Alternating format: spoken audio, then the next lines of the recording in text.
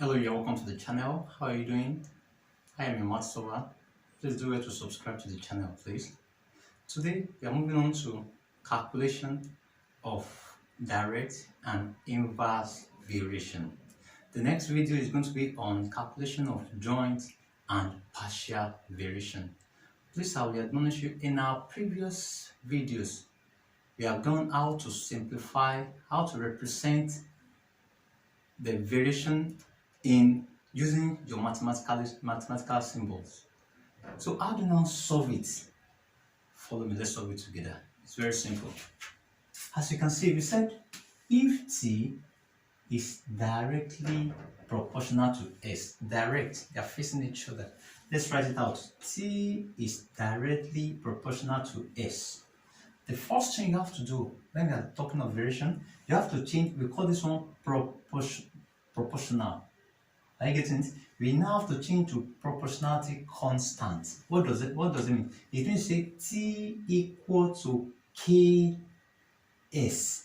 This proportionality sign, it has turned to proportionality constant. Is that the first step? It's a must. You must change it. So by the time you now change it to your proportionality constant, then you now start substituting all the values that we have here. They said if t is directly proportional to s and t equal to 30, that is t is 30, let's substitute here 30 equal to k, because k is not being given. That's what you are looking for first. That's the first thing you must look for. Then times the s that is given here is 5. So you have to divide both sides by 5. Therefore, your k is 6. That's the first thing we must calculate, our proportionality constant. The moment we get our proportionality constant, we must substitute it back. That is, we must bring it back, because that's the first thing we must always calculate, our proportionality constant. So we have found it, we have calculated it. So that is, now say t equal to, instead of k now, it's now going to be 6s. You must now put it in a box, because that's what we now be using to calculate the remaining questions. The first thing you must calculate is your proportionality constant, like I said earlier on. Now look at it. Now say find the value of t when s equal to 15. That is, now say you're now going to make use of this. So t equal to 6 times the 7, our s is 15 times 15. Therefore, t by the time you multiply it is going to be 90. It's as simple as that. Very simple, straightforward. Let's solve the second one. This is direct. This one is inverse.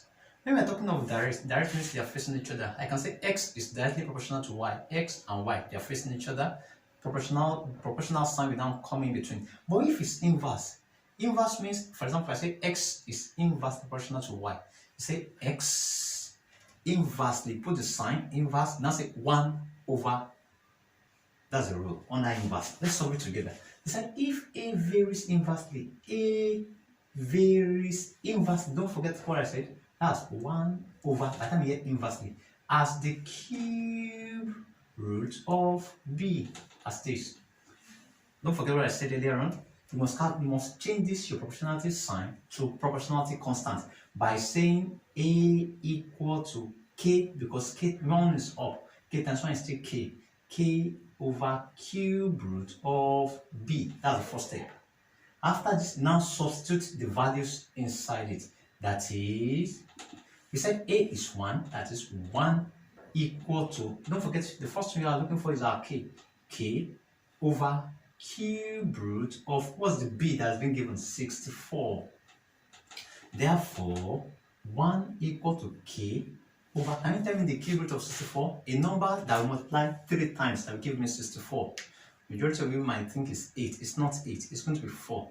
4 times 4, that's 16. 16 times 4, that's 64. That's what we mean by cube root. Same number you multiply 3 times, that will give you this 64. So that's going to be 4. So what's our k now going to be? Just cross multiply. K equal to k times 1. And 1 times 4, that's 4. And like I told you earlier on here, that's the first thing you must always look for, our proportionality constant. After getting it, you return it back to where you started. That is, now say a equal to, instead of k now, k will disappear, it's now going to be 4 over cube root of b. Put it in your box. So that's what you're now going to use to now get any question that you're now being given. For example, look at this. They said find B when A equal to 6. Find B, that is A is 6. 6 equal to 4 over cube root of B.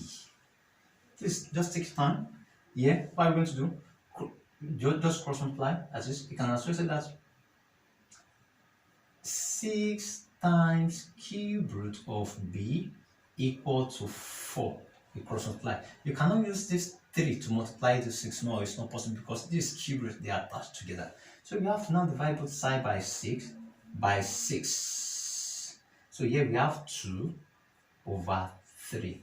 Now in mathematics, for example, if I give you cube square of x equal to 2. In mathematics, this square, because it automatically, for us to cancel this, you multiply this one by 2 by 2. Anything you solve here, you must also solve it here. That is, this one will now cancel the square, so that is your x equal to 2 raised to power 2, that is 4. It's as simple as that. If it's cube root, for example, cube root of x equal to 3, it means you have to multiply both sides by 3 by 3. So this cancels this. So therefore, x equals 3 times 3, that's 27. Likewise, this, as you can see, our cube root equal to 2 over 3. That is, you now have to multiply both sides by power of 3, which is now going to be 2 in 3 places. 2 times 2, that's 4. 4 times 2, 8 over 3 in 3 places. 3 times 3, 9. 9 times 3, 27. It's as simple as that. Please don't forget, just change your proportionality sign to proportionality constant and get your proportionality constant first, then you return it back. After returning it back, that's what we'll be using to get the remaining questions. Now this is going to be your game task. Please try and solve this and please submit your answer in the comment section.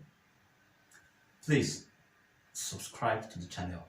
Thank you very much for watching. Take care of yourself. Bye.